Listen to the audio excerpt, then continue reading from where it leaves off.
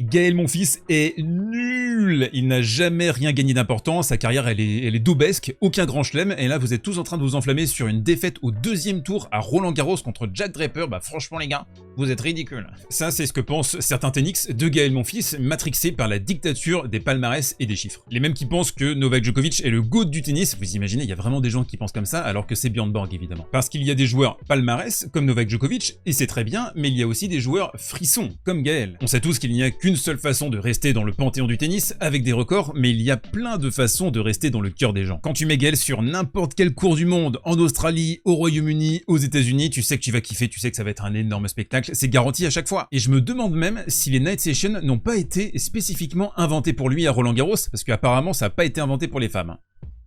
L'autre question, c'est est-ce qu'il y a des regrets autour de la carrière de Gaël Monfils? S'il s'était concentré un tout petit peu plus sur le résultat, est-ce qu'il aurait pu accrocher un grand chelem? Alors, de 1, il y avait le Big Four en face, donc merci, au revoir. Et de 2, je pense que s'il s'était vraiment concentré sur le résultat, il aurait perdu une part de sa folie, de son instinct, de sa créativité et de son plaisir de jeu, tout simplement. Alors, vive les défaites au deuxième tour, vive Gaël Monfils, même si, sans ironie, il est quand même un peu rincé, Gaël, non?